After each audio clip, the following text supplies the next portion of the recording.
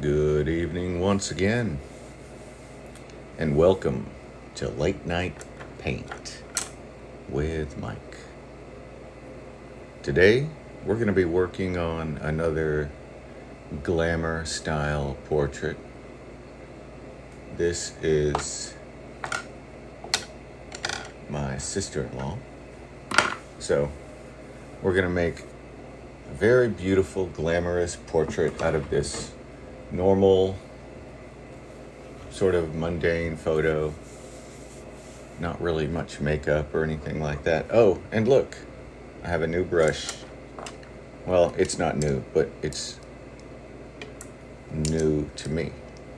I've been using these three, the Modernista from Escoda, and I've used them since May, and they're the best brushes I've ever used for this kind of work anyway.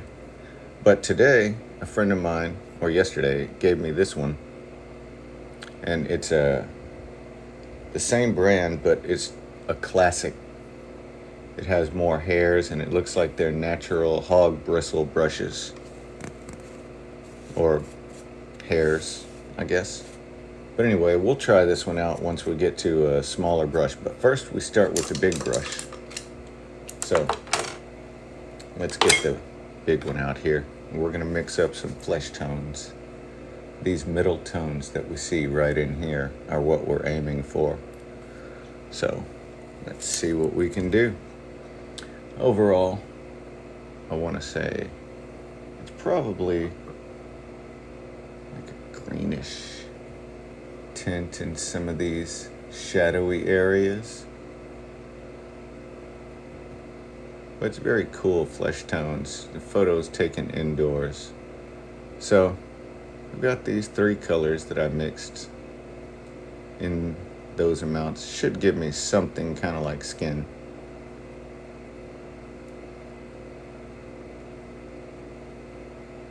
A little white.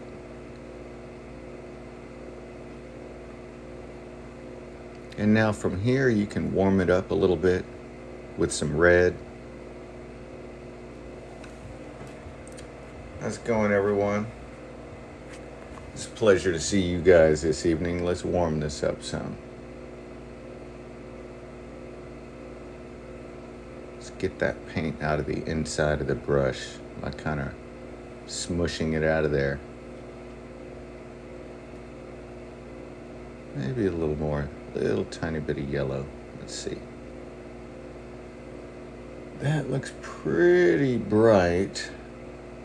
So we're gonna have to tone it down some. This blue is not a very strong color. It's called cerulean blue. I have two blues out there. And one is for shadows and one is to tone down my flesh tones. So that's closer to what we have going on here. I could have probably also used some of this raw umber and made a color similar to this. But let's get started.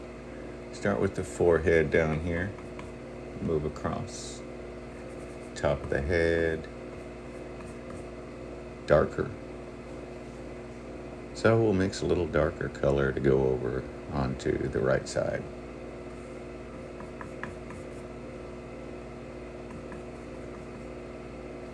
Get some eyes in there.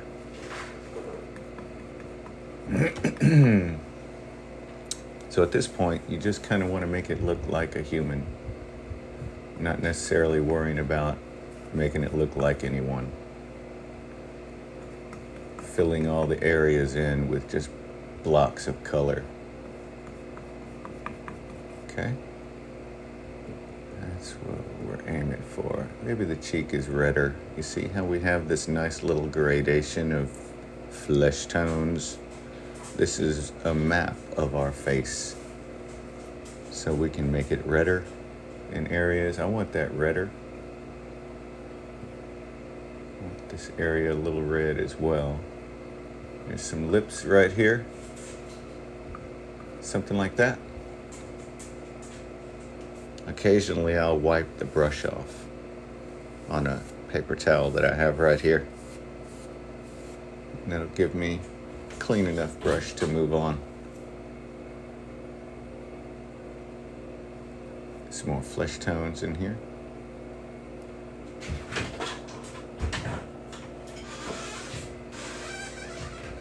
That's my dog. She can open the door. So she's gonna come in and sit here with us now. Hey Layla. It's a good girl. And when she hears me talking in here, she likes to come and visit. Alright, let's get the chin. We have a little greener tone towards this portion. So let's go ahead and ease that over into this greener bit. Let's grab a little white.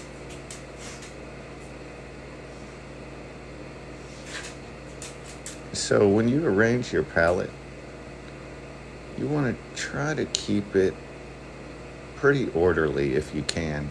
I know it's difficult, but you can do it. I have faith in you. That's a pretty good color. Just filling in, like not worried about the shape too much. Just where this color goes. A reversed sort of a highlight going on back there. Let's see, this ear is a little redder. So without really changing much, I'm just moving over a little bit and touching on the reddish portion so I can look at where my ear is and put it in there. Maybe it's darker.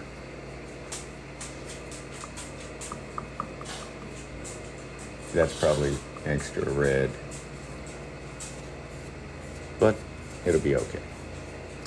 Let's mix up some dark color for the hair. French ultramarine and raw umber. Gonna make a nice dark color. Still using middle tones. This isn't black, but we can use this now to kind of shape out the head a little bit.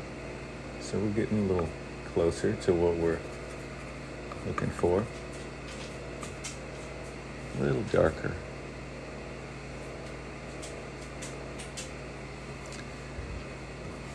How are you guys doing? Let me see if I missed any questions or anything, because I just start painting and the way the phone is situated, I really can't see any comments right away, so I have to pause occasionally and scroll through and see if I missed anything.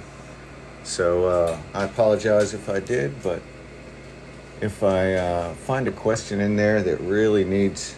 Layla, back up, baby. You're gonna knock stuff over. Come on. Uh-oh.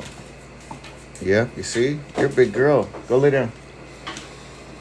She's grown now. When she was a puppy, back up. When she was a puppy, she could sit in my lap and do this. It just isn't that way anymore. She's a good girl. Go lay down. Oh, your blanket. Here. Come here. Let me fix this for you. Come here, lay down. Sit, little girl. Poor thing. She was trying to tell me her blanket was tangled up. All right, let's get the neck color going here. A little puppy break. It happens. We want to mix up something.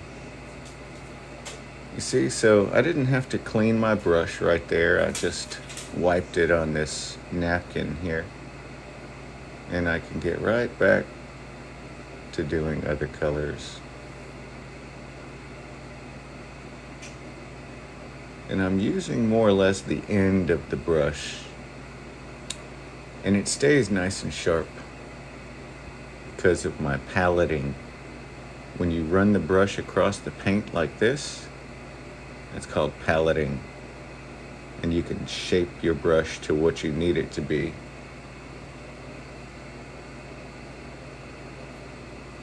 And keeps it nice and orderly as well. A little redder.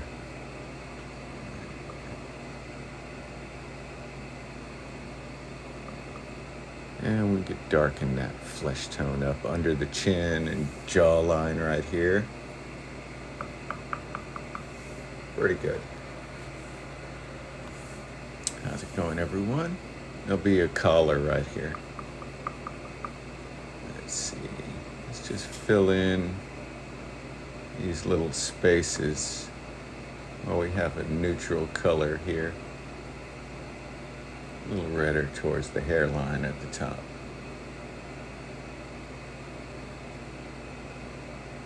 Let's come down.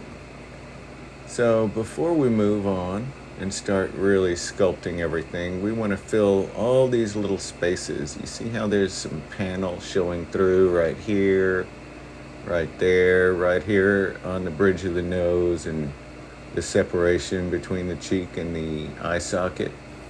So all those little spaces, we want to fill those up. We can just wipe our brush and just smooth some of those paint strokes out.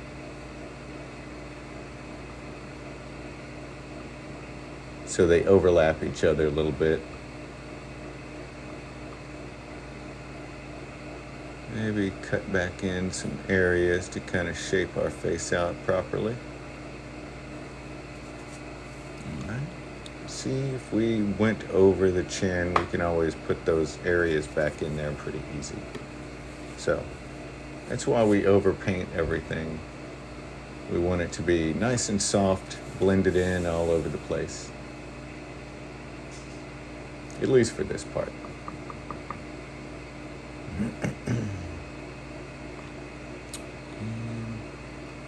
Hair probably comes up a little higher.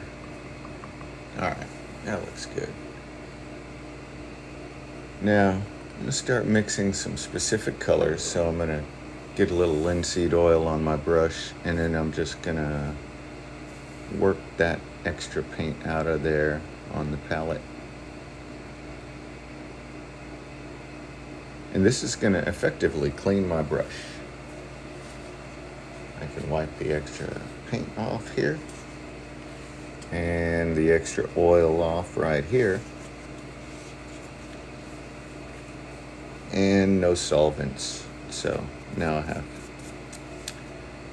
some clean bristles to work with, so I can get a little finer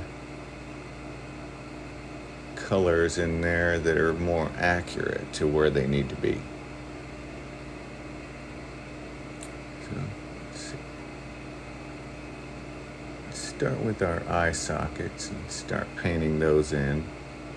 And those are a cooler color, so I'm gonna touch a little bit of this blue, and I'm gonna start me a little pile of some cool flesh right here.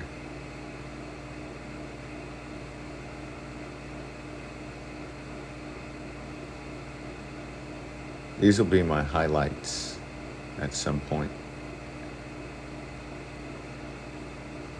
And it makes a nice color. All right, went out of the frame a little bit right there, but this is gonna get my little highlight here, maybe right there on the top of the nose. Might be, if you squint your eyes, you can just see some here potentially. There's a little there. These are still our middle tones, not necessarily our highlights. So you see this red that we have here for the cheek.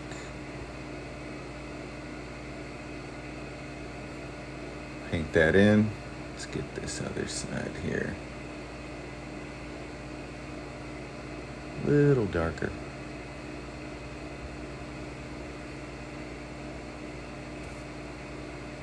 Now let's get this cast shadow that's going on the side of the nose.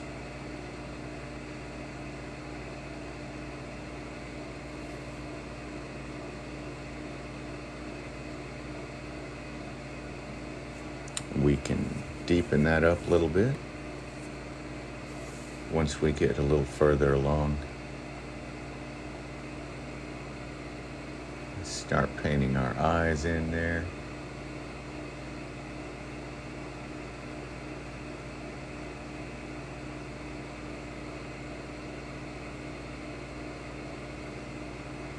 A little darker. I like painting very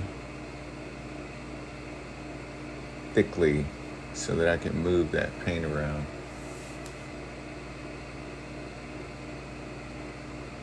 Apply it in 1 or 2 passes like that. If you try to blend stuff in, you might get a little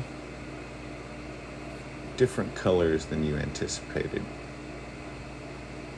So just try to be deliberate. Deliberate and efficient. Place your paint exactly where you feel like it goes.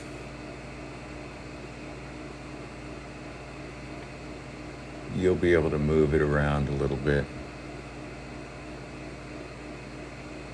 Just a little.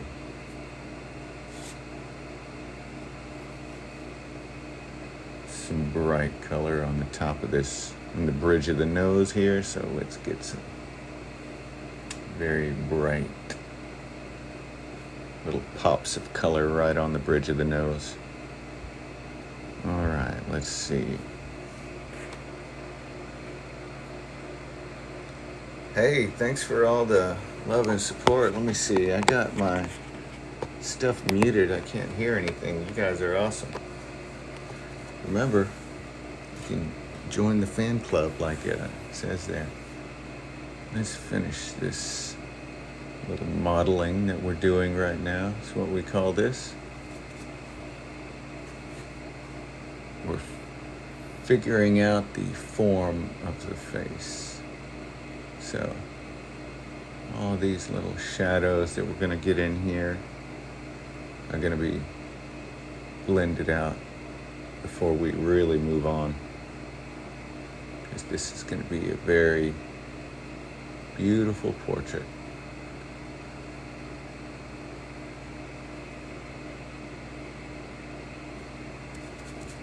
Sculpting. That's why we call this sculpting, because it looks like chisel marks, like you're taking a slice out of a block of wood, is kind of how you want to think about it. So we all know whenever you carve wood, because I'm sure everybody that's watching is a wood carver, that you don't just start smoothing out the bark right away. You have to use big tools to chop it up. And that's kind of what we're doing right now. We're using our big tools to sculpt out our form. A brush that's, you could actually even use a bigger brush than this, to be honest, because you want to get a lot done. You want to be able to place bold bits of color down so you can really establish your form early on.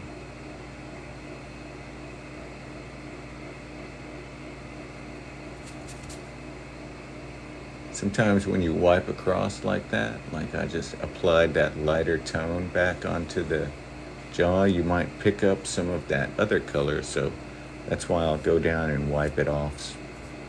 Because at this point, I'm trying to get a specific color. I'm not blending so much like I was in the very beginning, all right? Jawline right there. A little bluer.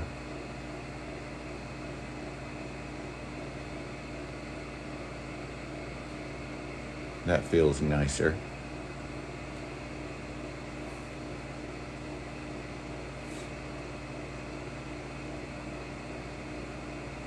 Let's calm that down a little bit with a little bit of this greenish tone right here. That's such a nice color.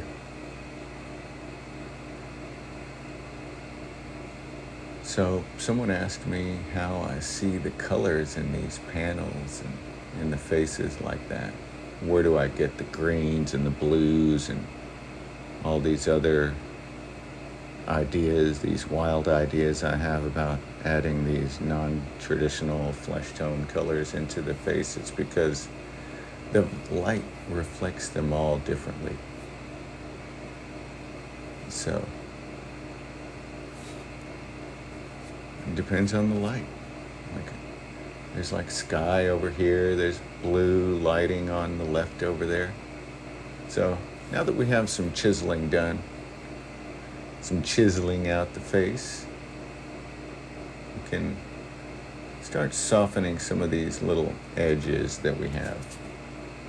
And when we soften those edges, we have a couple of things we could use. We could use a brush like this, and we could just pull across there. You see how there's a little lighter spot right in the middle where I have that, and I can just soften the edge of it a little bit. Still leaves me a little bit of a crisper edge than what I'm probably wanting after it's all said and done.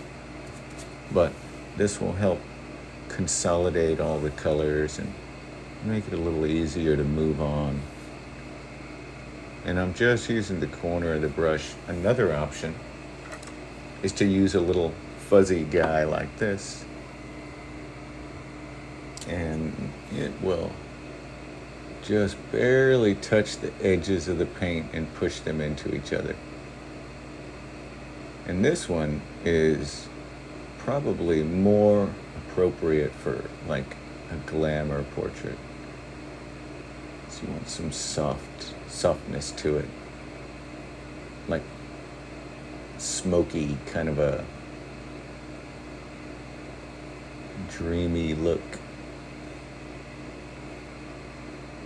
And that's just for this part. We'll wipe our blending brush off on our napkin so that we can keep it clean. Let's fix this up right here. Watch how this thing works so wonderfully to just soften up edges. A little swirly dirly. Now clean it off there. Just move that right around. And it'll just really can soften up into nothing. You can make it completely disappear if you like. If you started Bob Rossing it, you would have a very mixed up palette. It would look very muddy, as they say. So we're gonna paint all over the eye region still, so not too worried about that. I just want to soften the edges of my paint strokes up, like along that edge right there, because we're going to be layering a bunch of other colors. Let's get rid of that little bit. Soften this up as well. So we should have something that kind of looks like a human face. Pick some of that up there.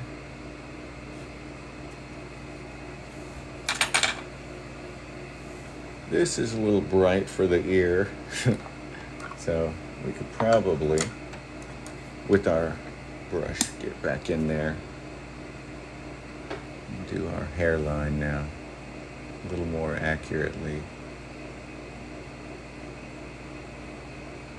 That I think I just picked up just straight ultramarine blue. That's what I have right here. Black, ultramarine, raw umber, red, cerulean blue for highlights, yellow and white. Some really basic colors that you can get in your color kit that you buy at the art store. So everyone has the colors if they pick them up at the art store. Usually you could buy some pretty cheap oil paints in the clearance section. Even if you're buying Some student grade stuff usually is what they'll have a sale on. You know, that'll work great. Especially for these little fun practice bits that we're doing here. Trying to find this edge. Let's get this shadow on her forehead painted in there.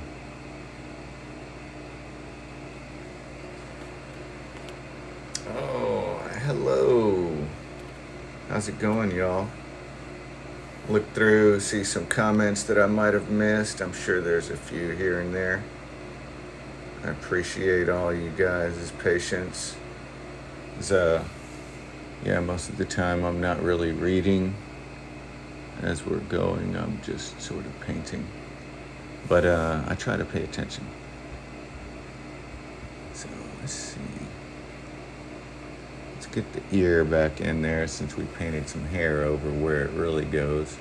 I'm looking at where my nose is, right? Looks like my nose is going to be somewhere in the middle of the face, of course. So maybe my ear needs to be right here. Maybe it's lighter even.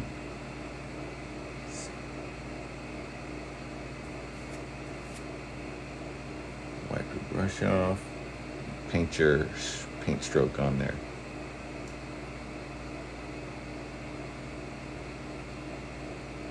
And maybe we could soften it up. We still need a little more highlight there, so let's get to this green little section that we have of our flesh tone menu. And let's put that cheekbone in.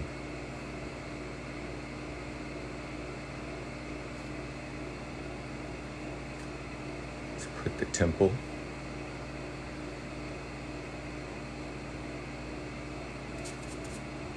And then we can soften the edge of those up a little bit.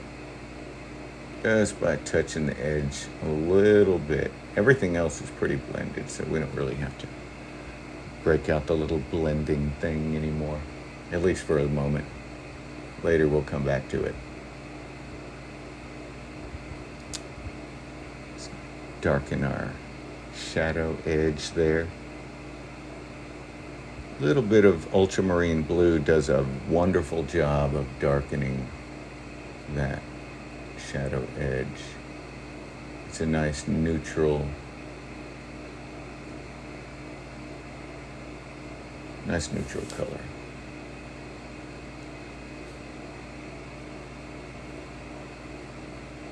Eye right here, trying to look at where this relationship from this shadow and that is. They're related. They're on the same face. So the shadow up here is a lot cooler. As it goes down the nose, it's very warm.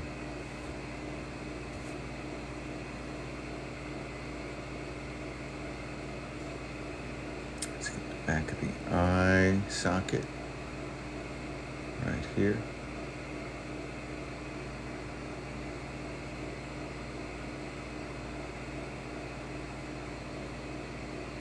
This eye in there. We're still keeping our eyes squinted, so we're just making like darker indications of where we want our face to really sort of come together. If you notice, this brush is starting to become a little difficult to use because I'm using the corner of it, right? So whenever you get to that point where you're using the corner of your brush, it might be time to switch over to something that's smaller. So, we have this one that we just used, which is a number 14. Let me see if I can make it flat. You can see the wideness difference. And this is the one that we're going to use next. It's a number 10. I also have this number 10. I've never used it before. I don't know what it's like. But it's the same brand of brush. It's just a different bristle. This is like a classic kind of a hog bristle, and this is an imitation mongoose, which I prefer. But I've never used this, so I don't know. I've been painting since the 1900s. its way back. So let's get this one going. I don't know, maybe I'm scared to use that other one for right now. I'll use it to blend a little bit. It looks very fluffy. All right, mixing up some color to go right across my nose here, because I have this little tiny brush. It's not that little, but it's definitely going to help me shape out the face more accurately. So I'm looking at these little shadows inside here. And since we have a smaller brush, we can use darker and darker colors. We might even want to touch the black just to really darken up that tone that we want to put in there. Black is okay to use. It is a color to darken. You don't want to rely on black, because you can mix up a very nice color without it.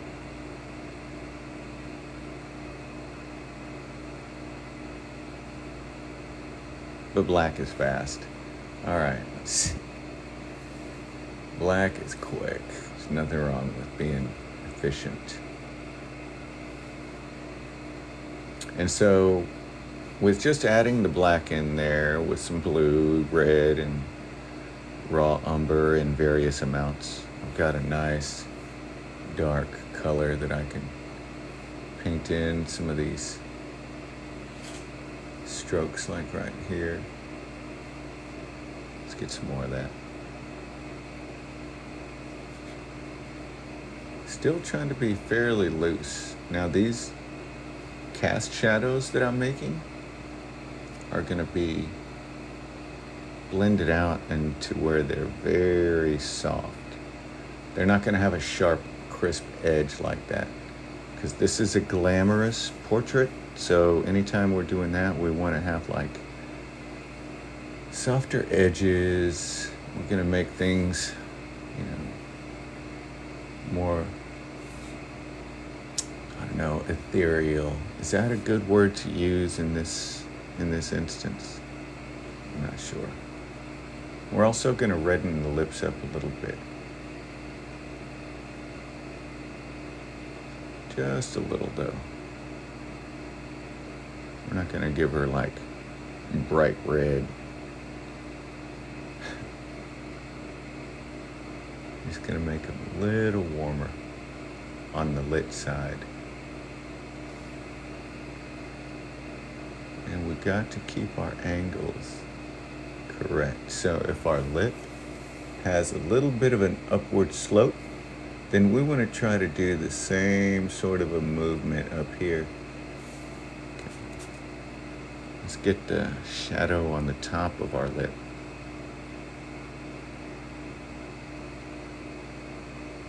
Right about here. A little brighter.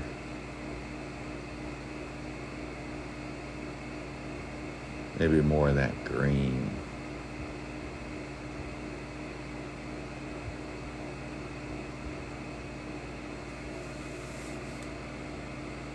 Maybe that's a little too green. Let's lighten it up slightly. There we go. I feel better about that. Some touches here and there.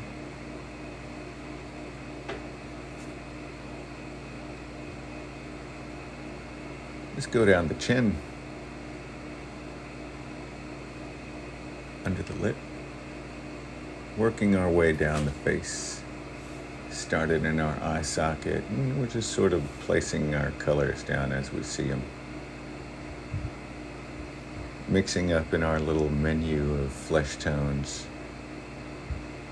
So when you're working on the face, you want to try to keep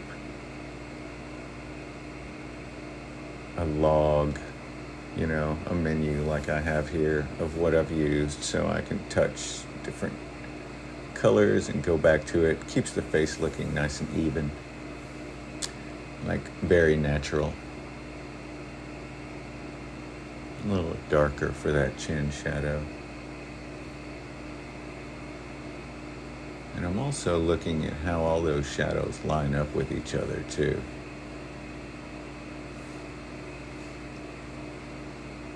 How are you guys doing tonight? This is September now.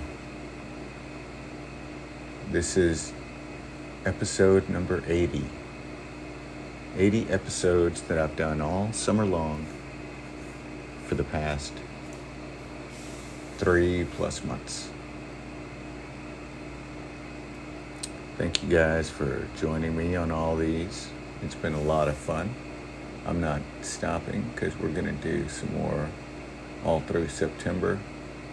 And then in October, I'm still working on my list of horror things to do because that's going to be cool. All October, we're going to do horror late night paint with Evil.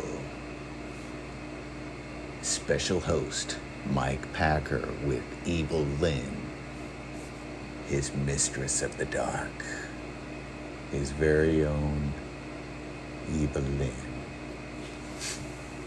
Actually, her name is Evelyn, so don't call her Evil Lynn, all right? That's only I could do that. And it's only on Halloween. But she's the kindest soul you will ever meet.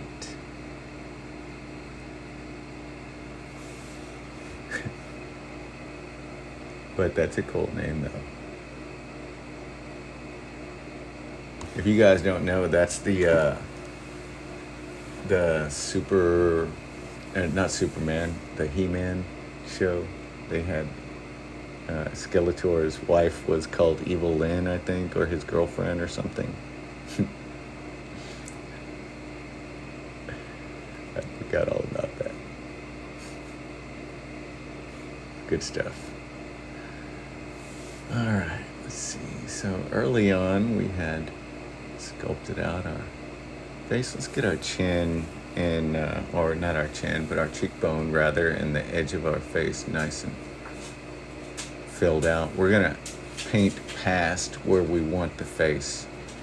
So we're gonna paint over here a little bit because our background is gonna sculpt all this out. We're not gonna go crazy like I did, but we're not gonna worry about where that face ends. We're just gonna paint that edge how we see it. If we're worried about placing it in the right spot and using the right color, that's a lot going on. So let's just do one thing at a time, everyone, okay? Let's just calm down.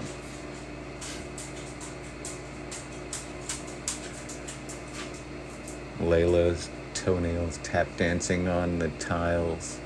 Oh, that was alliteration. Hey, that one was free. And it totally wasn't AI. I made that up right now. That was BI, biological intelligence. That's how I like to say. Some highlights here. Get the nostril on that side.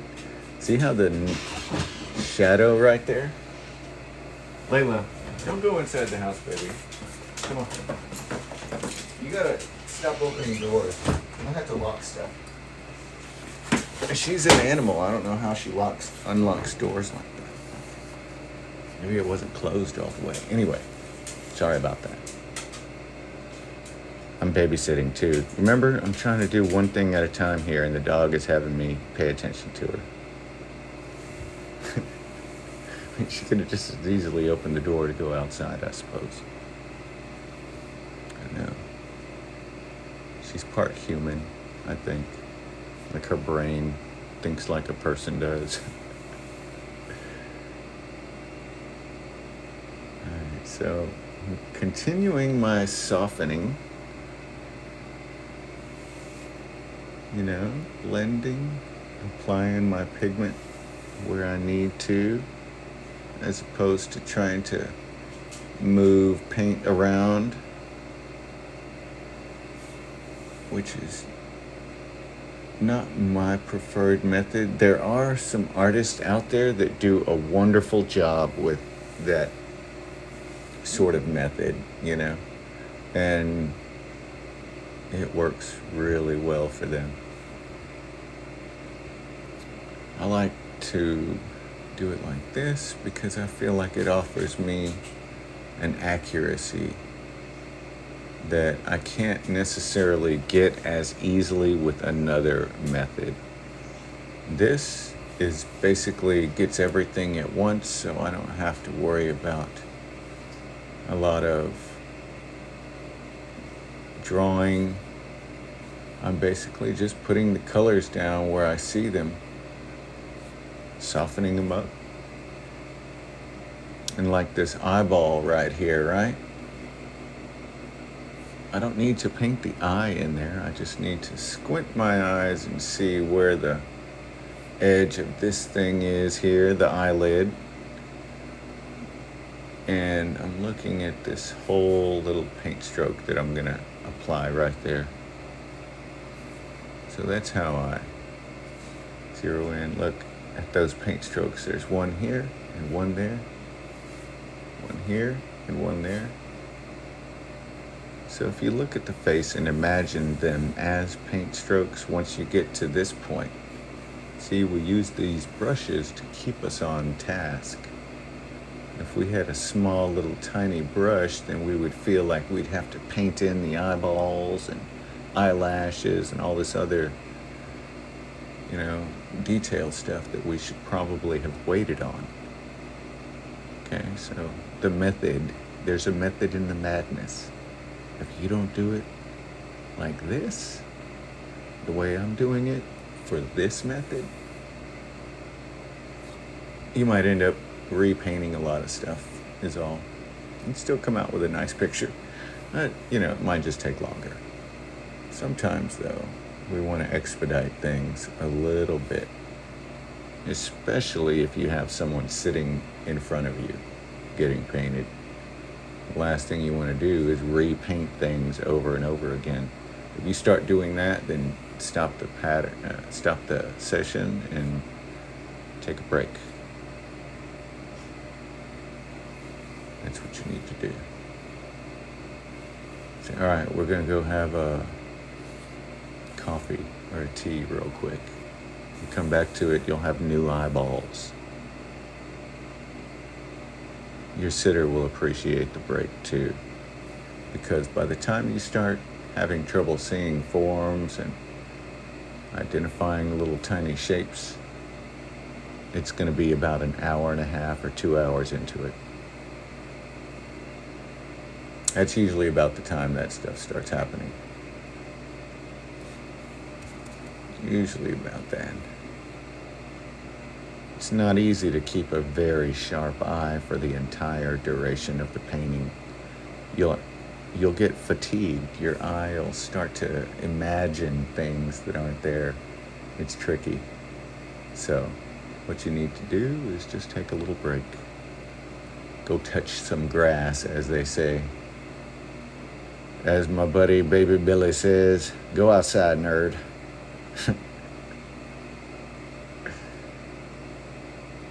We painted Baby Billy in, when was it? I think it was right at the beginning of July. That was a fun one. People had a lot to say in that one. All right, let's get some shadows going underneath her eyes here.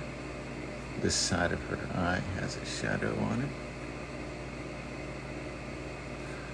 We're going to get rid of all these crisp shadows. They're going to be very soft.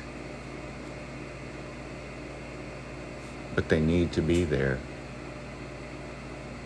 So, you have to document, you have to chronicle what you see.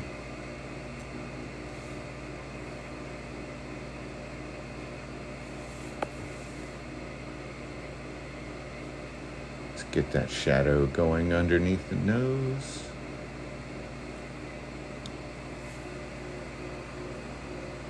I see. So right there, right where I touched on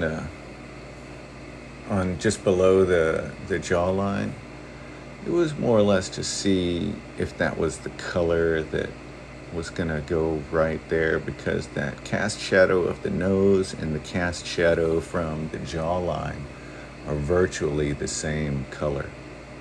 So I want to make sure and get those pretty close to what I see.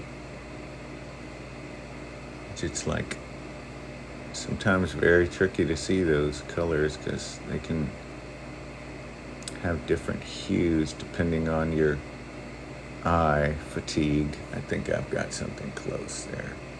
It's better.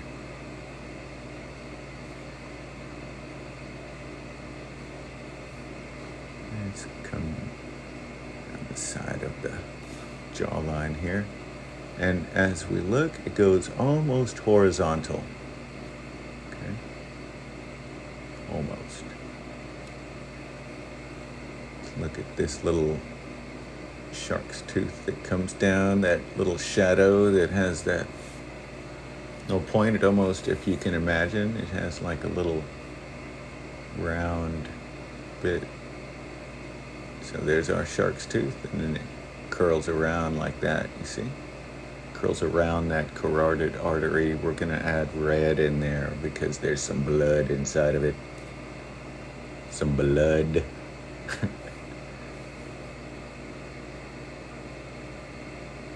And we'll paint that across the form to blend it in. I really like that color that we've made there. It's very nice. I'm glad you guys could join me to paint today. This is a very late night painting. Usually I don't start this late, but the other day, looking at my analytics, most of you guys are watching these streams at like 3 o'clock in the morning. You guys are animals, man. Animals, I tell you. Awesome. My kind of folks. All right, so we've got some good paint applications for the face. Let's work on the hair now. A little red. We're gonna make it much darker than we did before. See how we have this middle tone here of hair? Now we're gonna start adding some real darks in there. And that's still not black, it just looks very black.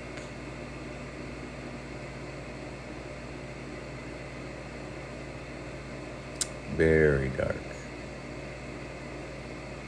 A little warmer red towards the back.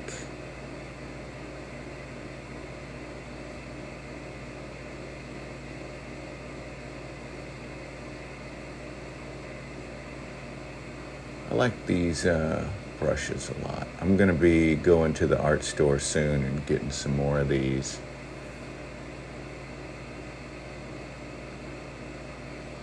And we'll try out. I really like using flats. Like that's what these are, little flat chisel tip brush.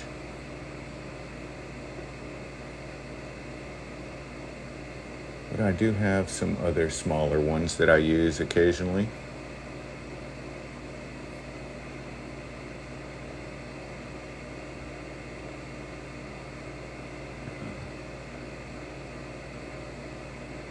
Just trying to get some real dark color right on the edge of that hairline here.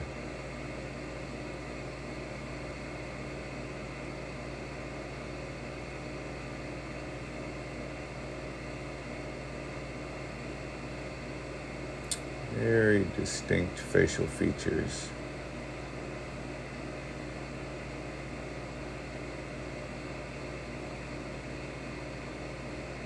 It's probably a little too warm for the top of the head there. Let's touch into some of our ultramarine blue and the black. That's gonna make a nice dark color that's gonna work well up there. Something not so warm.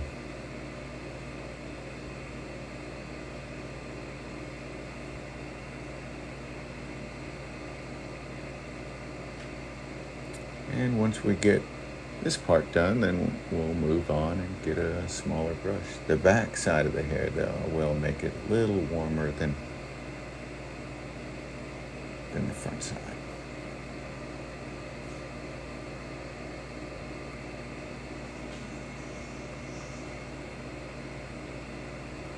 Still keeping everything very loose though, but it's getting closer and tighter. Right, so let's see if we can get that eyebrow, the edge of the eyebrow, the cheek. Looks like there's some little bit of hair poking out from the other side of the face. We might exaggerate that and make it like flowy and wispy, you know, because this is going to be a glamorous portrait. All right, let's clean our brush off. A little wipe. And you know what? I'm going to try this one for blending because it's got so many bristles. I'm going to just see what it does. I've never touched paint with this brush before. And I mean, it works pretty good. It's very stiff.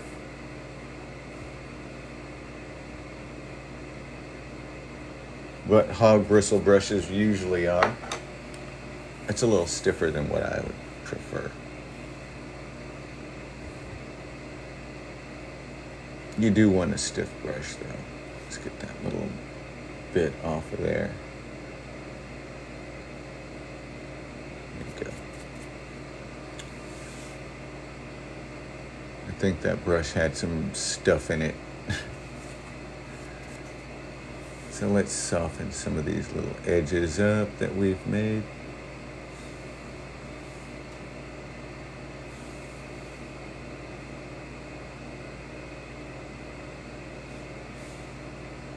Really like this brush, yeah. It's a huge difference, honestly. I mean, but I gotta tell you, I've been using this one, I mean, for a long time now. And so, because of that, I've just grown accustomed to it, and I think I'm spoiled now because they're not cheap brushes, you know. They're not the most expensive. I think I paid maybe around $15 for you know this one. So they're not super cheap, but at the same time, they're not priced out of the way. So I would definitely suggest getting one of these. So I still want to continue keeping my nose nice and warm, but it is darker.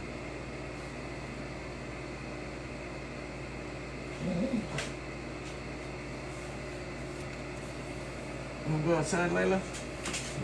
Come on. I'm gonna let my animal out real quick. Give me just a second. There. All right. Back to work here. So let's extend this up a little bit. Extend that down a little bit.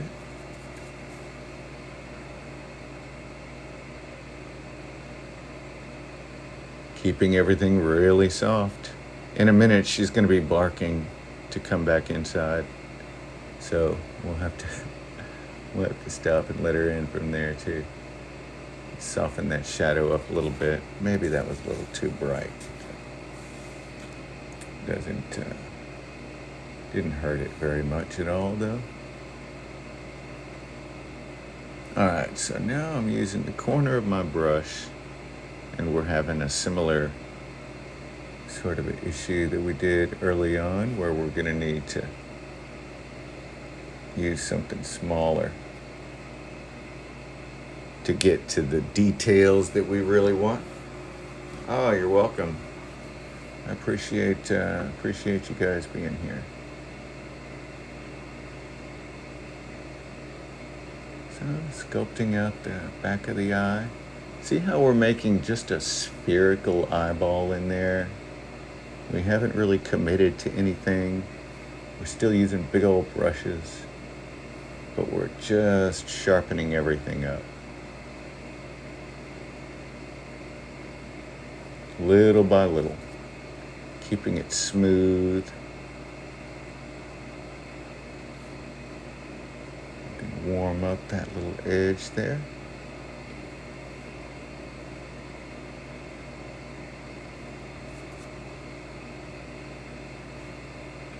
And I think I want a little bit of a more fleshy color right here.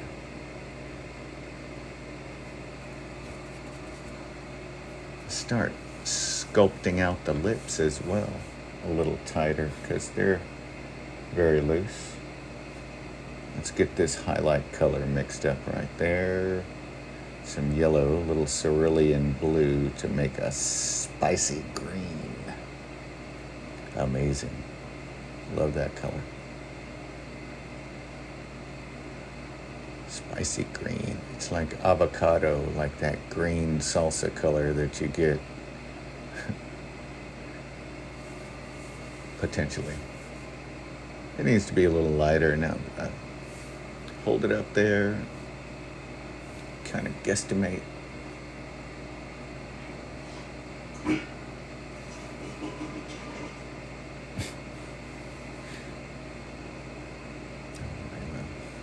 I've had Layla for many years now. She's a good dog. She's run off a lot though. She likes to visit the neighbor's dog. Oh, he's ready to come in. Give me just a second. Come on.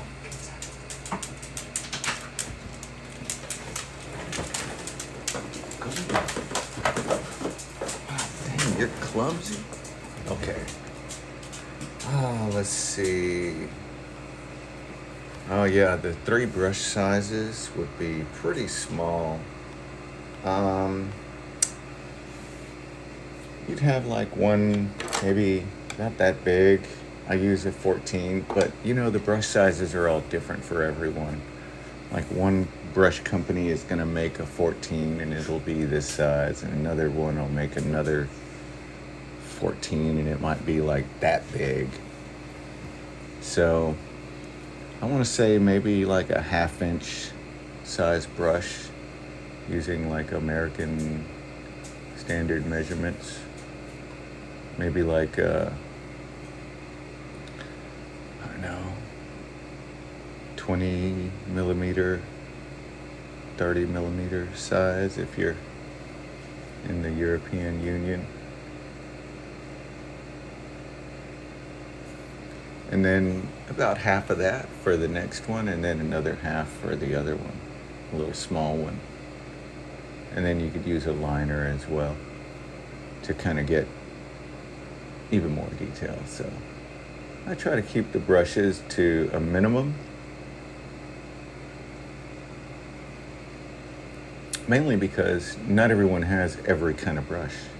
You know, some people may not have this brush or that brush, but everyone can go and buy a little set of cheap brushes at the store. You want to buy something that's firm but not stiff, if that makes sense, right? Because if you have like a stiff brush like that hog bristle one and I painted across that,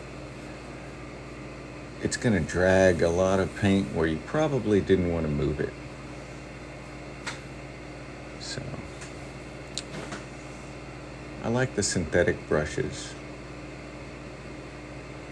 They're pretty easy to purchase. They got a lot of different kinds.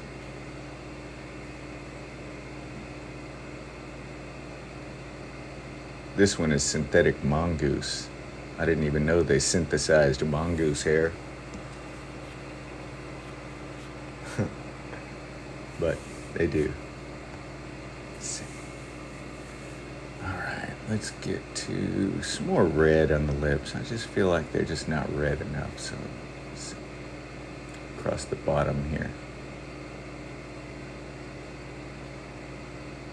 Let's touch into this Periline red. I do gotta say that red is my absolute favorite color that I've ever used. It's so potent. It's a strong red. We're gonna put some of that here too.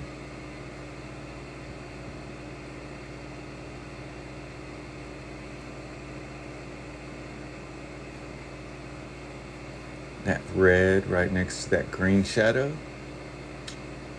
It's the stuff right there.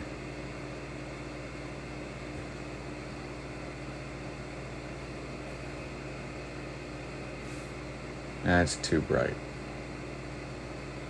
Too bright.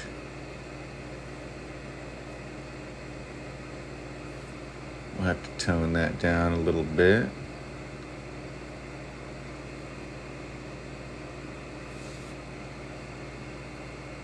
Yeah. She hardly ever wears any makeup like that.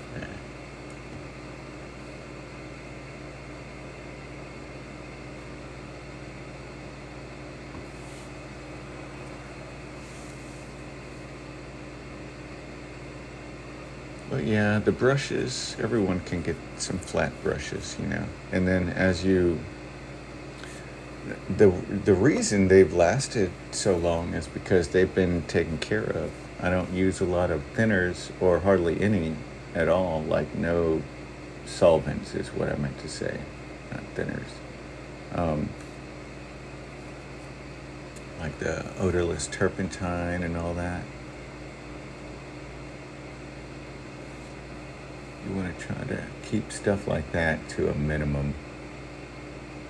It's odorless, so you can't tell that you're that you're breathing in vapors, you know. I'll tell you why I stopped using that stuff to paint with in here. It's because with my animal, me and Layla in here, she tells me that there's something in the air that I can't smell. You know, she'll start sneezing and it's when you use that odorless paint thinner, it just evaporates some. You don't even know. But it's in the air. It's just odorless. So the linseed oil works just as well. Do this, and then when you only use that stuff if you really need to clean the brush. If you really need to clean it. Let's see if we can sculpt this little highlighted area right there. It's like one of those last resort things, as my buddy Enrique says. So he just had a show in Seoul, Korea. And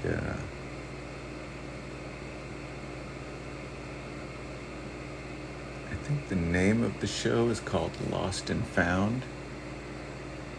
It's a very interesting body of work.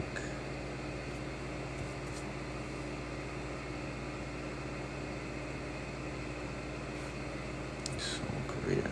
Beautiful stuff, but it's really very experimental kind of a thing, you know?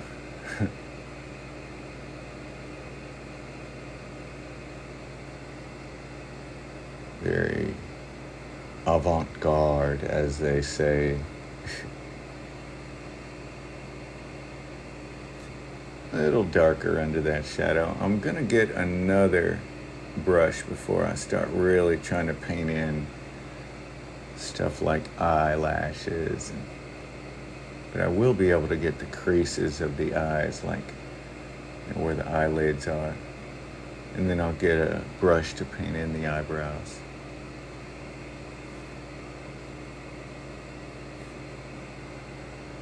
And so something to remember about doing glamorous portraits, right, is she's got a very sharp highlight on her eye and some sharper highlights here and there on her forehead, one right here on her chin. Those highlights are not really going to be reproduced the same way because we're doing like a more decorative kind of a painting, right? It's still going to look like her and be a portrait, but it's going to be stylized.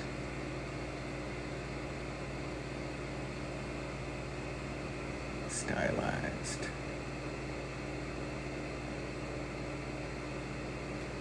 Don't forget about this side. Little streaks of light that move across right here. And they're two distinct colors too, now that I look at it.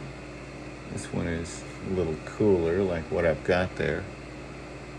And the other one is a little warmer across the bottom. But it's like a warmer green, if that makes sense. Like this color. Green with a little more yellow in it.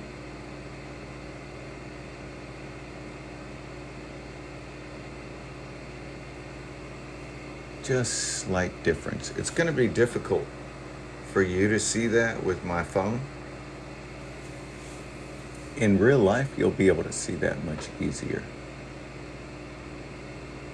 You'll be able to see that color pretty easy.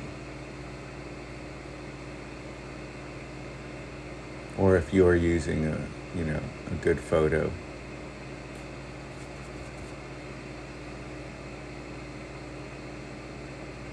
Blend that in. Softly. Ever so softly. Just touching the corner of the brush against the edge of those paint borders where they meet. Because if you want something beautiful, you don't want a lot of sharp edges and borders. At least on a woman's face, right? You can make a man's face beautiful too, with sharp chiseled edges. Let's get the little highlight across the chin there. Exaggerating my hues just slightly, just so I can make the red lips a little brighter by painting another color around them. So if I keep that green sort of a feel right there, it's going to be a nice contrasty pop inside that lip region right here.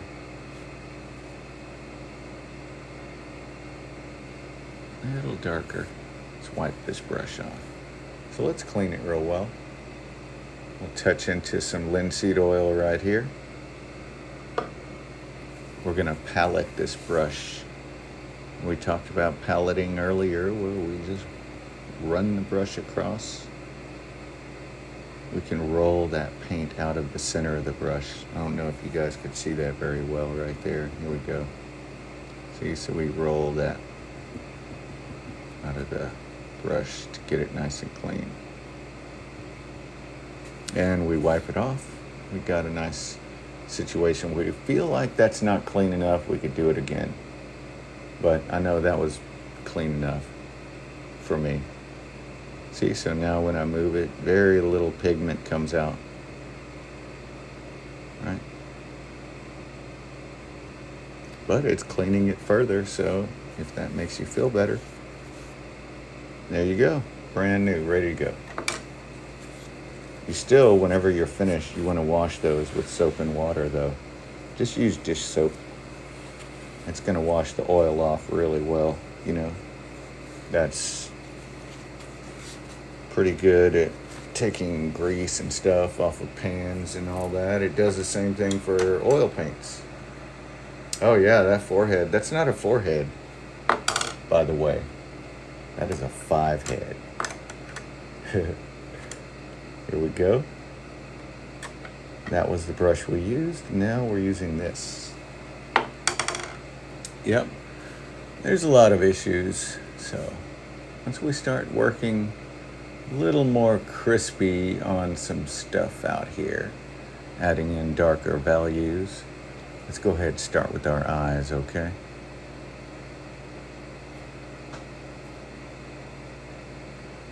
Let's start with the eyes, mix up some darker colors. So if you'll notice, these are my pigments I have right here, and as they go down, they get lighter. And they run into each other as well, but they're staying in their lane, bro, so that I can reference them again. So don't make too much of a mess, because you want to be able to go back to the color. If you have a little pile here and one there and all these and 4 of those are all the same color, then you might end up getting confused and a painting that doesn't look very cohesive, right? So try to keep that in mind when you're painting. Let's see, the eye would be here maybe.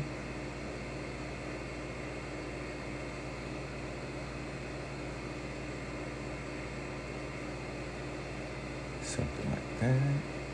A little redder.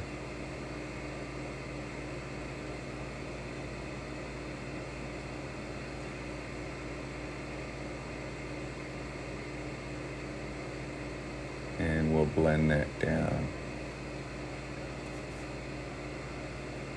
The highlight, we can make a nice cool highlight right here.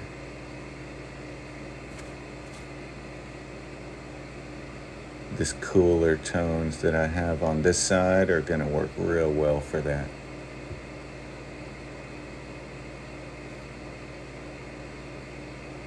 And I feel like the eye might actually be a little higher. So we could paint it a little higher. I'm looking at it in relation to the other one. See how we can make a small adjustment there? Now let's cut our eyelid back in where we had it a little bit darker. See this little dark red that we used over for our shadows here and there? You can use that same color.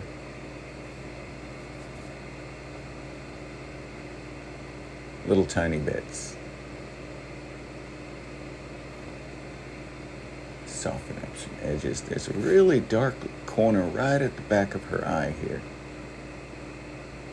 So we want to get that nice and dark as well.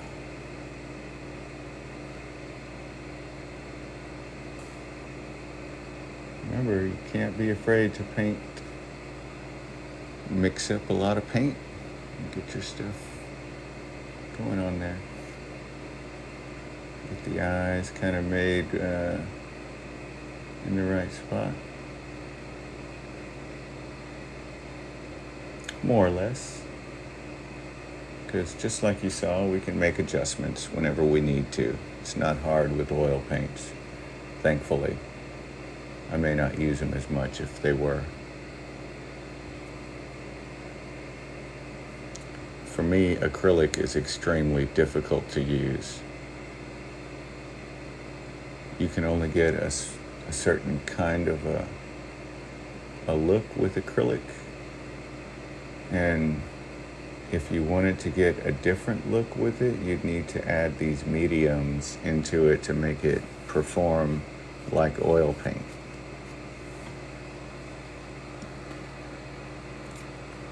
Yeah, let me see. Let's get the eyebrows in there. Okay, that's a good point. Yeah, and the hair does come down further, right? So let's get, she's looking a little bit like Mona Lisa right now. So, yeah, so I hear that the Mona Lisa actually had eyebrows at one point, but there was a restoration done in the 1700s, I think, and they cleaned it so ferociously that it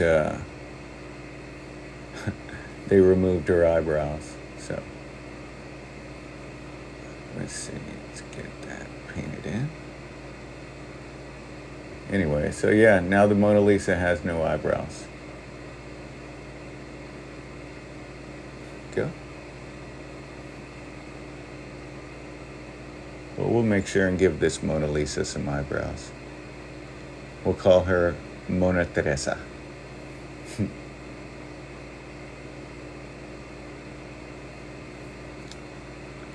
Yeah, when you have eyebrows in there, it kind of calms down the drama of the forehead. Let's see, let's get this painted in.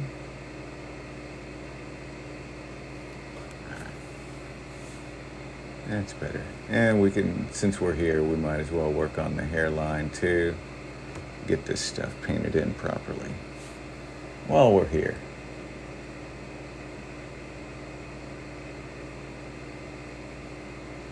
I want to try to, I'm not trying to paint the hairs, but I want to paint the direction of the hairs, if that makes sense. I'm just adding in this block of color right here. Let's see, let me wipe off some of that. This block of color. I'm not trying to make hairs so much as I am just areas of dark.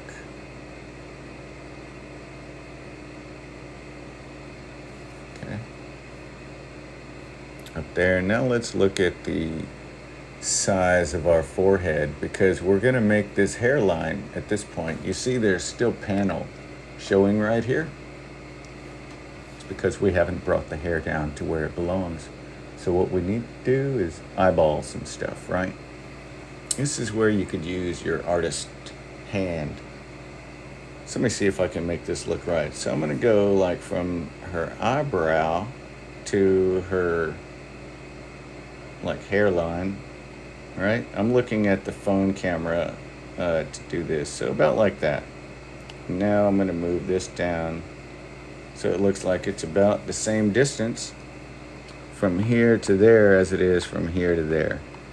So this is almost the middle, a little bit above her lips. So I feel like the hair is almost in the right spot. It just needs to come down a little bit to fill that area. And that gives me a little confidence as to judging the hairline. All right, so let's bring it down to where we measured and smooth it out into this area. And we have a much better looking hairstyle now. And we did it confidently because we had some measuring that we did, right? Whenever you use your eye, you put your finger out like that. You know, you kind of guesstimate, that's as tall as the head is. It's, you know, you use your artist eye. Yeah. Use your artist eye. But don't get too carried away with those little details, because it just all eventually will come together. Little bits at a time. But yes, if something stands out to you, right, that's an issue, you need to do it right then and there. Resolve that problem right away, okay? Because if you don't, it'll bother you. And so make sure you keep that eye handy. You want to know when to remove something, to soften it, to do whatever it is you need to do that's going to make you feel good about it. All right, let's blend out some of these little paint strokes before we get too far. Let's get this guy back going. Soften this hairline up some. We'll just go right across the edges of where those paints touch. Get the extra off. Yeah, because I don't want like a crisp edge per se right there. You know, this whole thing, like I said, this is one of my more glamorous type pictures.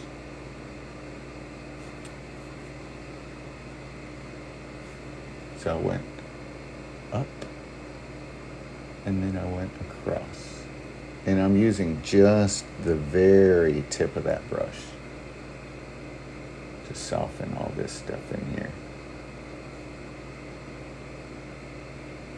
Just to give it that smoky eye. What do they call it? I'm sorry. Just remember this commercial or something. Anyhow. She's looking really good. Let's get these little paint strokes softened up there. All you have to do really is just touch them. Just bounce the end of the brush on the panel a little bit like that. And that's enough to smooth out all those paint strokes. She's looking Very beautiful. Let's get some darks going here. Back to our smaller brush, and we'll start finding finer points. Her nostrils, and we're gonna get the crease in the mouth in there. That's gonna look real good. We are doing well. I hope you're doing well out there today too. Greetings from Central Texas. Out here in beautiful Texas, deep in the heart, just outside Houston. Time over here is around 1:30 in the morning, and you're listening to Mike Packer, Late Night Paint. Oil paint lasts longer than acrylic. Do you use more of it? I only use oil paint. Only use oil paint.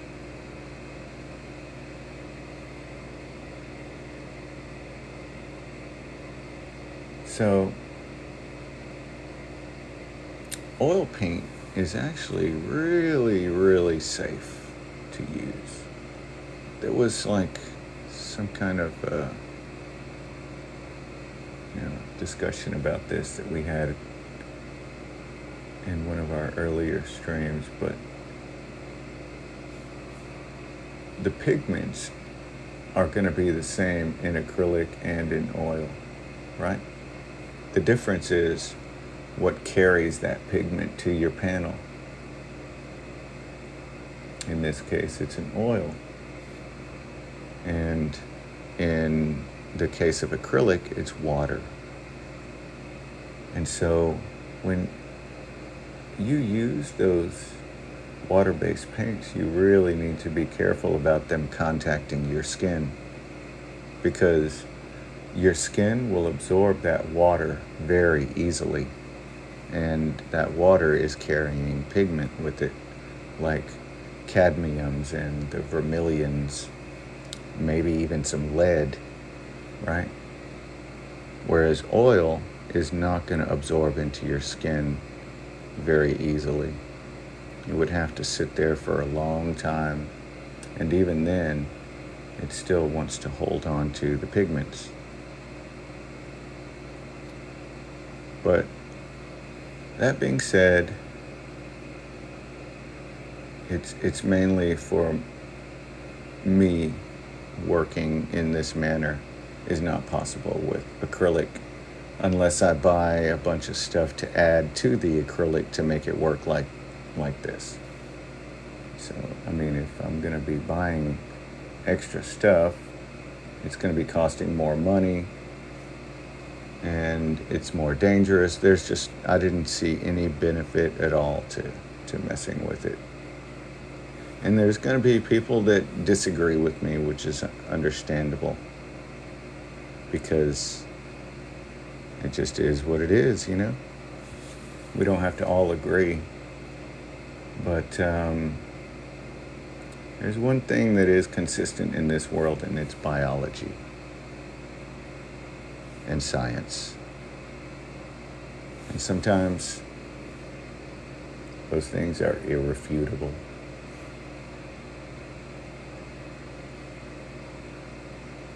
And that's why I work the way I do. I mean, trust me, it would be much easier if I used paint thinner. If I used something like solvents, this would be a much easier task. Because I would rinse my brush, I'd have thin, I'd probably apply a wash across the whole page or the panel rather, with some of that paint solvent, so that I could smooth out some brush. I mean, it's a much more, dramatic and very glamorous way to paint with that solvent. It looks very beautiful. You get smooth blends, but it's just not very healthy. And it really isn't healthy if you use a big, huge brush like Bob Ross, and then you smack it against the side of your panel, or you beat the devil out of it, like they say, right? Then you're atomizing all of that solvent in the air. Bob didn't know that. There wasn't enough information about that kind of thing. I'm sure he knew he was exposing himself to that solvent in the air, because even he said many times that there's, it's not something you want to use in the house.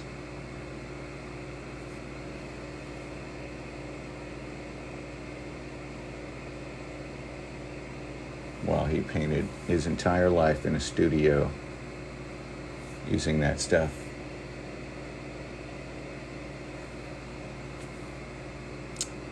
Rest in peace, Bob. He's a, great inspiration. I don't paint anything like he does as far as landscapes.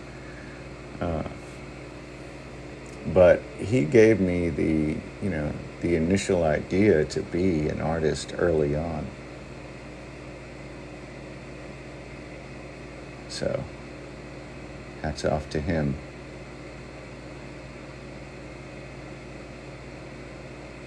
Mr. Bob Ross. Right here at that little transition, we'll add a little pink before it fades into the green. It probably could have been green. It should have been. But I think it'll be okay. We've made our decision.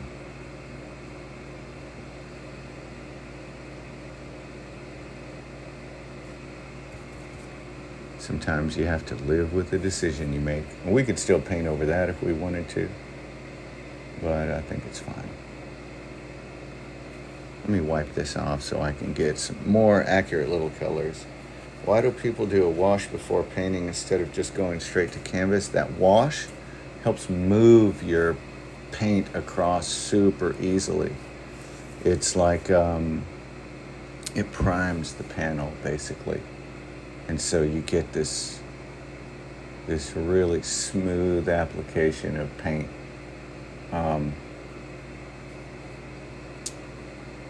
They do have solventless mediums, right, that you can buy that work real well too. And they dry a little fast, which is probably desirable for a lot of people, because oil paint, it's going to take about a week to dry, maybe. Most of the time, mine take about 3 days to dry because of our environment out here is hot, dry, and it doesn't really dry, honestly. So what it does is it catalyzes. It's an interesting chemical reaction that takes place, and then once it's dry, or it's solidified. Hey Marco, how's it going? Once it solidifies, then that's what it is. It's just some hard, dried stuff. That's why you'll get some cracking occasionally.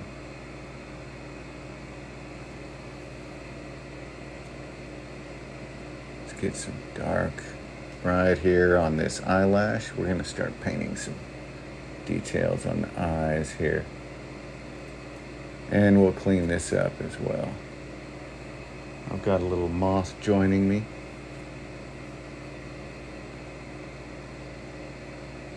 Let's see here. My buddy Marco from Italy joining us.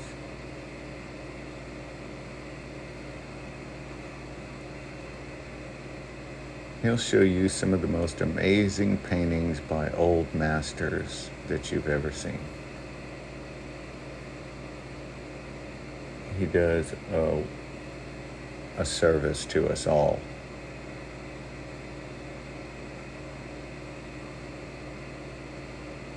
By introducing tiny little bits of artwork where we normally wouldn't see them throughout our day.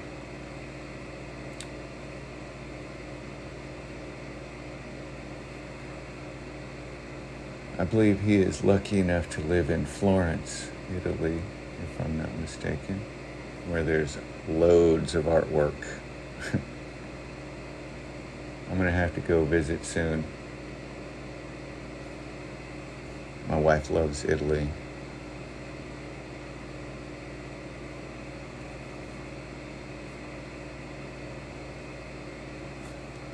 Which I'm sure I would too if I ever went. You have to preserve oil paintings. You do. In a way that you would have to preserve anything else, basically. You just keep it in a clean environment without a lot of handling. But for the most part, they're going to take care of themselves as long as they're not in direct sunlight and you have little tiny hands. Stay away from it.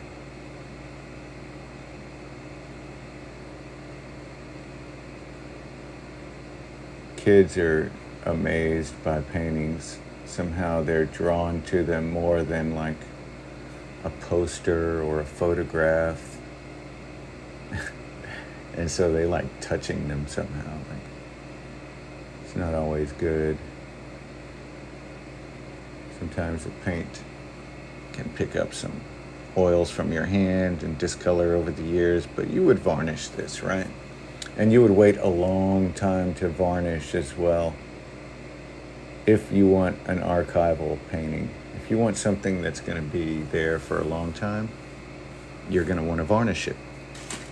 You're going to varnish it thinly.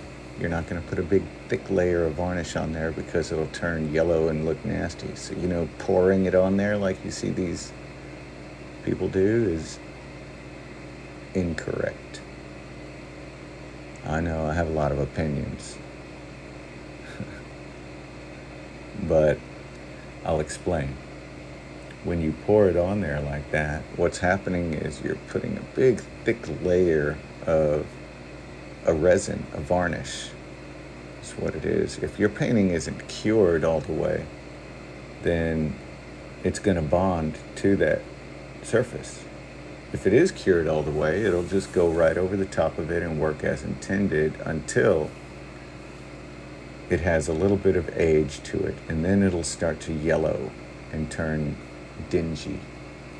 And the thicker application, the more difficult it is for a conservator in 100 years to remove it. If we want our paintings to last for a really long time, we're going to paint them with a gesso as well before we paint on our surface. The gesso is just a base coat.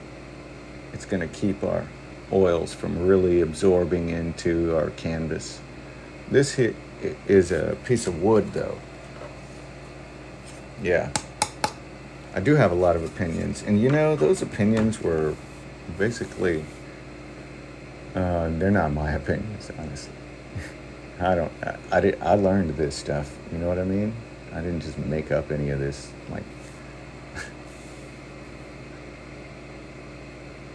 So, yeah, not necessarily just my opinions. The varnish, though, that's just, that's another one of those irrefutable science facts, It's just, there's no denying it. You look at a painting that's thickly varnished after 100 years versus one that's done properly, it's going to be night and day.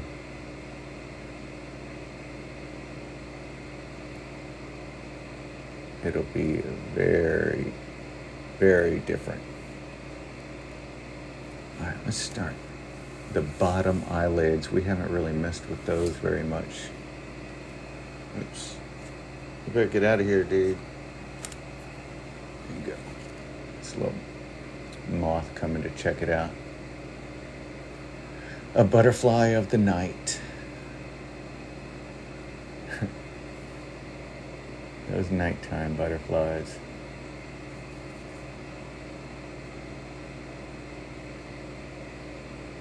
Let's get the scleras of her eyes in there. Those need to be painted white. The whites of her eyes, right? It's kind of a bluish tint. Let's see if we can get those in there.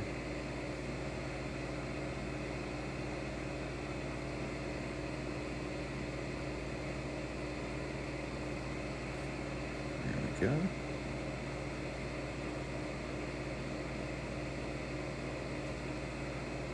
Maybe a little bit bluer. We have like some highlight stuff going on too that cuts into the iris a little bit, which is always nice. Yeah, I do have a lot of opinions, but I mean, don't we all?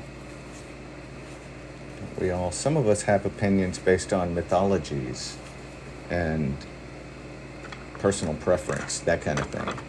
Some of us have opinions based on knowledge.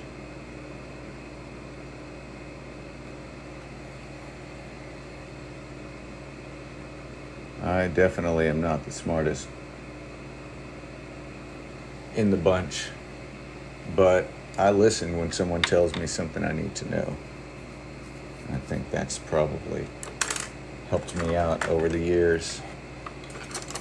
All right, I'm gonna have to find a little liner now, maybe, to do some eyelashes and stuff, but I don't know what I've done with it, so I guess we'll have to just go with this and just finish using this. We'll keep it all. All right, so I'm gonna get some black now and some of this blue to make my two darkest colors that I have. So whenever I arrange my palette, I arrange it from left to right, dark to light. And you can arrange it whatever way you want. I don't have an opinion on that. But I would suggest doing it from dark to light, one way or the other, whether you start that side or the other side. But if you wanted to do it right, you would do it with the black on the left. Sorry, I'm laughing. I'm gonna mess this painting up. I wasn't joking, guys. But seriously, put the black on the left.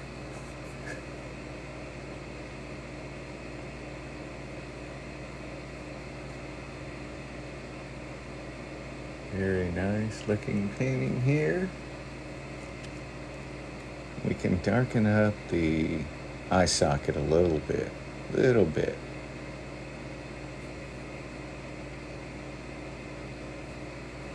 Yeah, that way it goes in there a little further.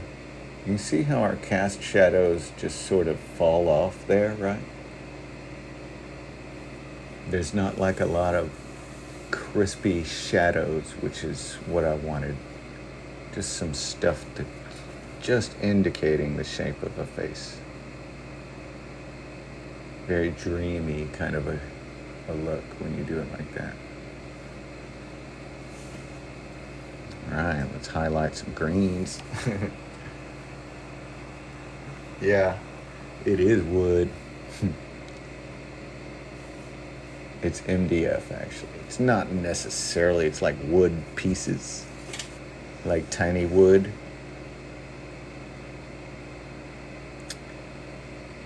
Like tiny wood pieces.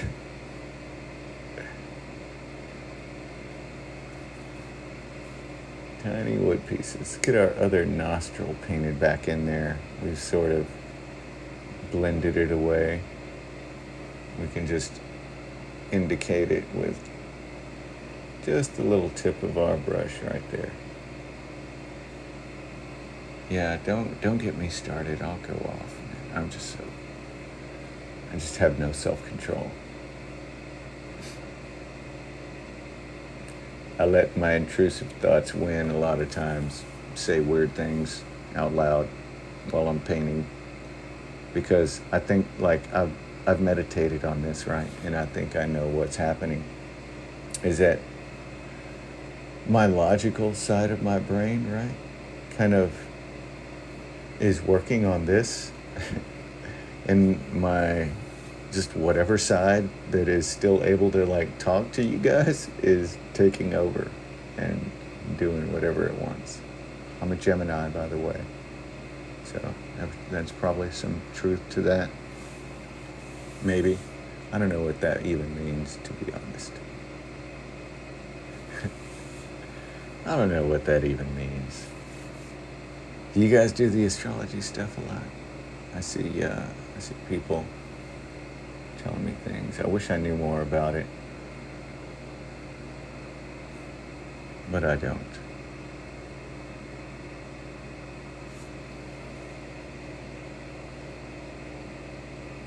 Get that shadow edge of the chin reddened up a little bit.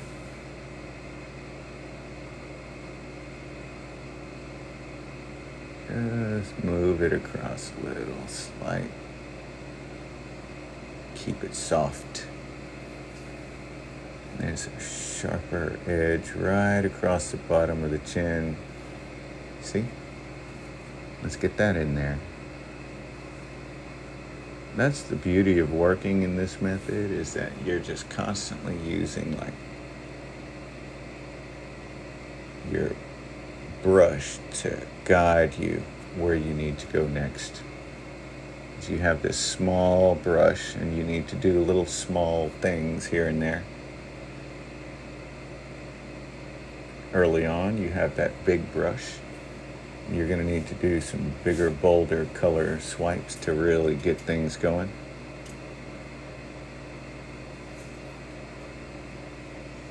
So let your brush kind of help you out.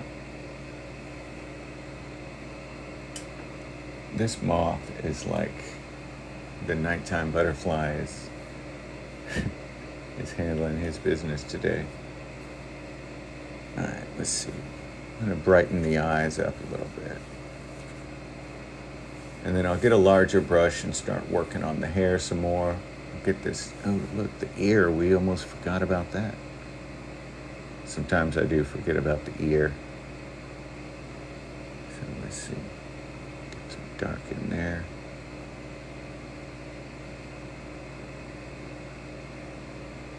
A little redder on the end here. A little bit dark redder. Redder, darker. Darker, redder. Redder.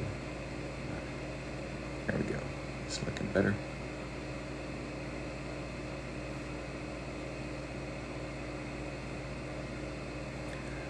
Maybe one day I'll have like a neuroscientist hook up like electrodes to my brain while I'm painting to see what actually is going on, because I have no idea.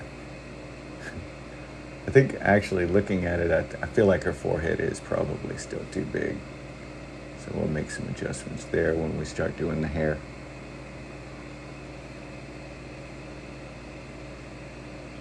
Overall, I think I gave her a little bit of a younger look, potentially. All right, let's see. Let's work on some hair.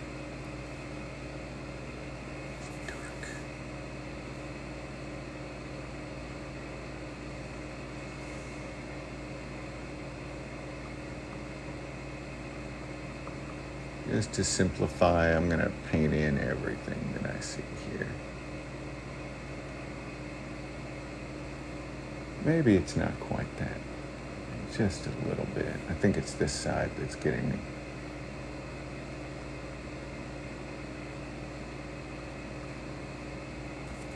That feels better already. Now it's too high. She's got like a pompadour. Get some of these thicker paint edges off of there. One of the things about painting nice and thick and bold like this is that your colors really stand out. They have like a, I don't know, quality that you really can't get if you try to do a lot of washes, you know.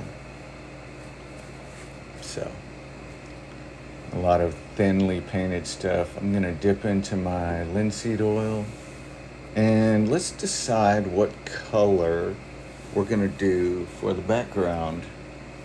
What do you guys think? we have all these colors going on, these reds and greens and little blues here and there.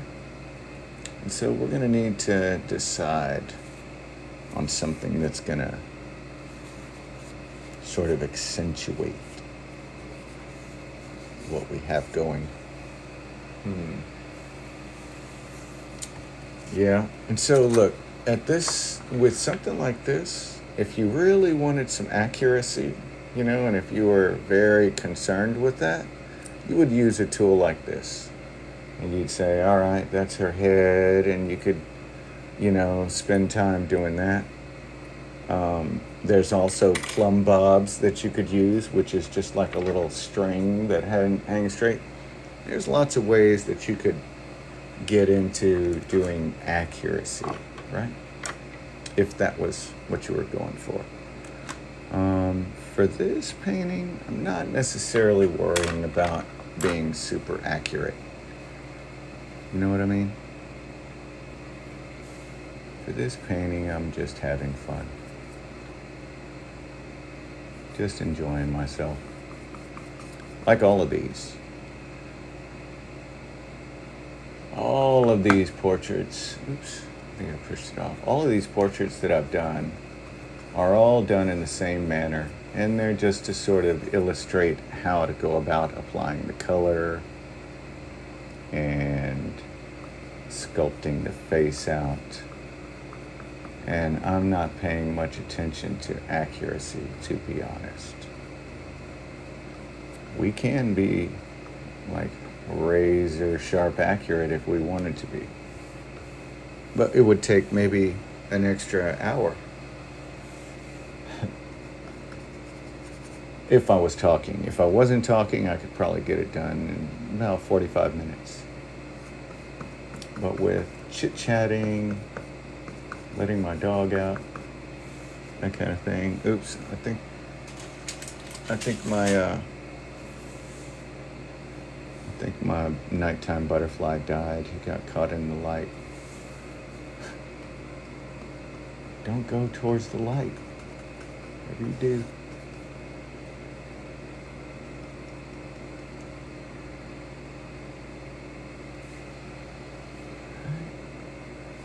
Across the top here. Yeah, because you can be very loose with the painting and still get the feeling of the person across. And her eye may be a little lower, or her nose may be a little wider. A shadow may be darker here and there. So you want to try to keep the shadows as accurate as you can, more or less.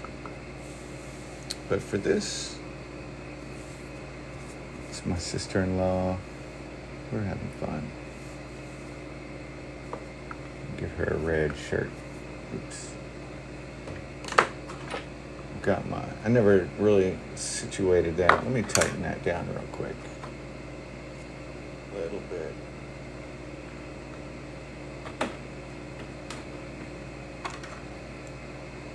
It's a handy easel right there. I made this easel, you guys.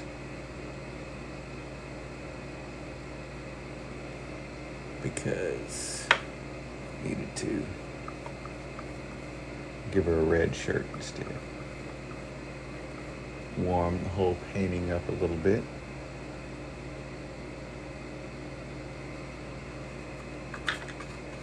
Yeah, I just have fun. At this point, the hair and all that, we'll get some detail going in it, but you could carry these as far as you want to. These sketches don't take too long. And they're fun, and people appreciate it, My sister-in-law will probably love this. This is an MDF panel. It's like wood. It's like wood. All right, let's get the edge of her face right here. crispen this up a little bit.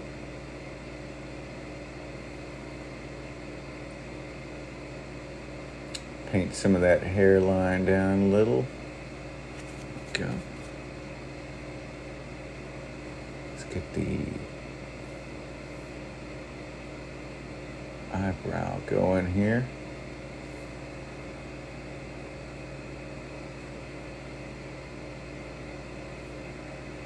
Looking good. I do want to get me a little liner though, so I can add some of these little, maybe I'll just be able to do it like that. So to make your paint really run quick, get you a little bit of linseed oil, mix up a nice watery, oily little pile of paint there. So that's pretty thin, see? And now whenever you apply stuff like that, it'll just go on like no problem.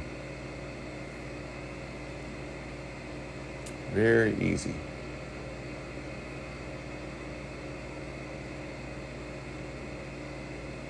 And it is almost about that time. We got another 6 minutes to go.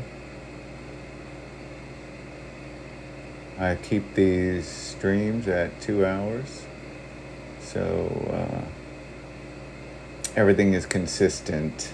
You know what I mean? I like consistency, you guys. I like consistency. Very soft painting. I'm enjoying this one a lot. I'm gonna crispen up some edge of her lips a little, because as I look at it, I wanna see this little bottom lip right here. Let's make it a little redder.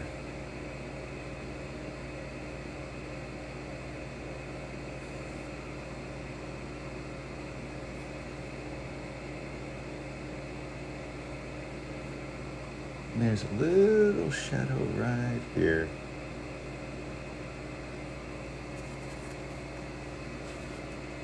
So as we go through, we'll continually find little things we can do to make adjustments, and as we work,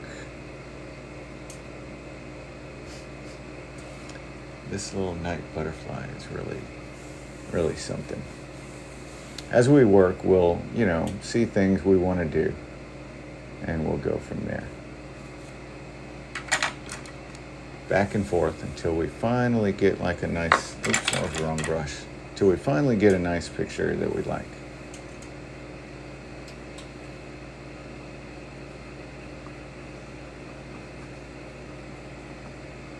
And I think we're just about there for the evening.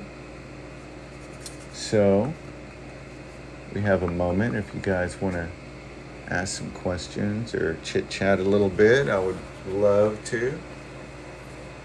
Yeah, I know. She has some glasses too. Like, I like the hair being up a little higher. She doesn't wear glasses that often, but I think she has to.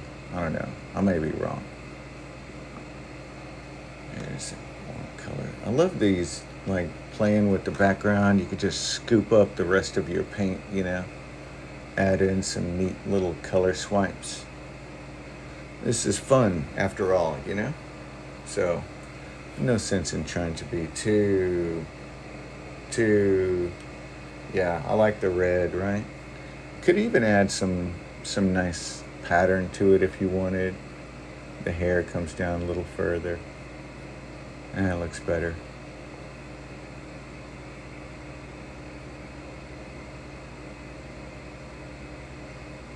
Yeah, and so the difference in the really bold background paint strokes, right? Like you can see the actual brush in the hair and all the shirt. Then next to the smoothness of the face, it gives it a very nice look. Let's highlight the eyes a little bit. We'll give the eyes a very bright twinkle, and we'll also give the lips a very shiny twinkle. Those are the only places we're going to use a sharp highlight. Okay? Only places. Remember, the ladies will go into the bathroom for hours to powder their nose to make it not shiny. So, don't make her have a shiny nose if, she's going to be buying a portrait from you for however much you're willing to charge.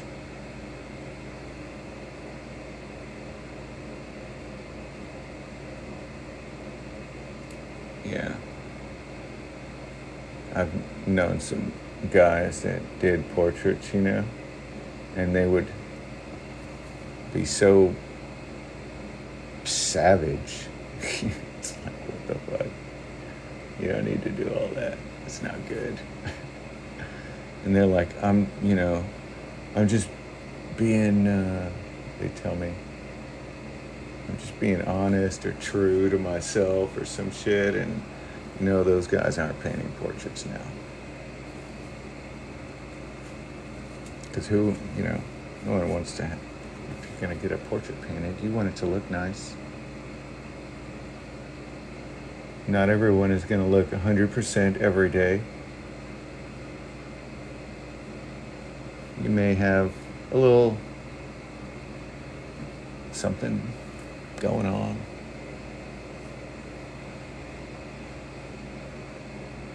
Let's see, let's get this darkness. Corner of her mouth there.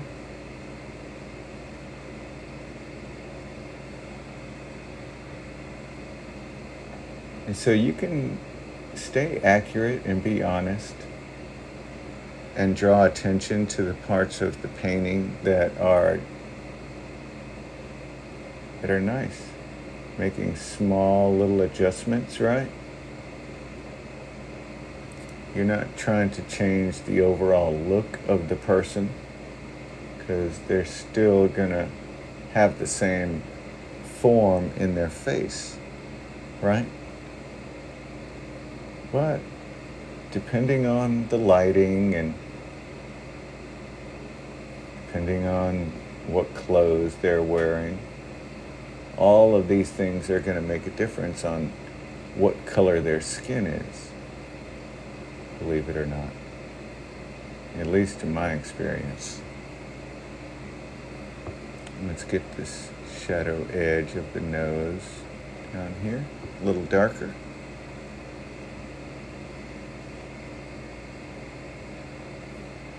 There. Now she's a little more full, a little more sculpted.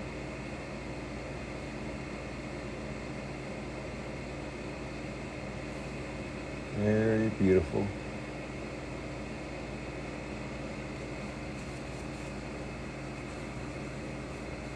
She does have some eyelashes going on, but we're not gonna try to get too much of that.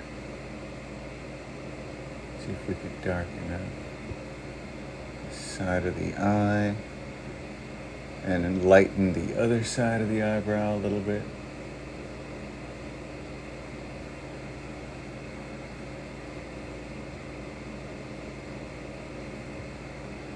Let's see, let's get this white. Add a little whiteness right there. Alright guys, well, guess we'll call this a night. This has been a lot of fun, as always. Thank you for joining. Much love and respect. We'll probably do something again tomorrow evening, maybe. And yeah, if you guys would like, please join me on my little fan page thing, because you can send me instant messages now. It's like this really cool effect that they have. And I think it's like a fan page kind of thing, but not really. I don't know what it is, to be honest. But it lets you guys send me messages, and it gives you a little badge next to your name. You see, some people have MVP by their name, right? Those are the people that are in the fan club. So you could be an MVP too. So click on the little fan club link there, or the join, or whatever it is. It should be somewhere. And yeah, feel free to send me messages, ask questions about your process, my process, maybe yeah, whatever it is. Tell me a joke. Make a suggestion for who I should paint for the October. You know, when we're doing October, it's definitely gonna be fun. Who doesn't like horror stuff, you know? Everybody. Well, my wife doesn't like horror films very much, to be honest. So, let's see. Anyway, like I said, there's a lot you could do with these. You have a lot of fun. You sit here for hours, but you know, we're not going to do all that. I might add a flower in here later. I don't know, but I do appreciate you guys hanging out and staying. Like I said, join the fan club. It really helps me out. It lets TikTok know that I'm not just a slouch, that I have people that actually care about me out there in the world, out there in the talking world.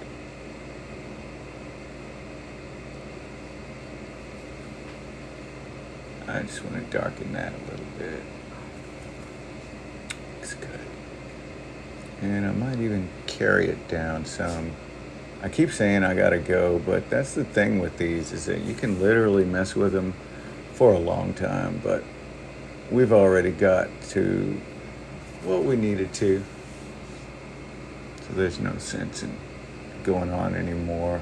You guys are just gonna be seeing me repeat myself.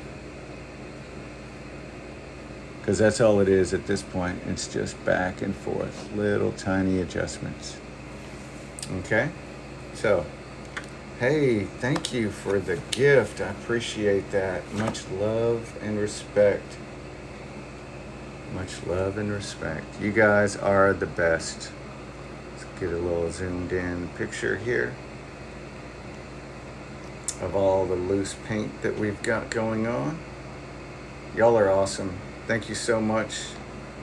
I will see you tomorrow. Much love and respect from me here. My name is Mike Packer, and I'll see you guys tomorrow.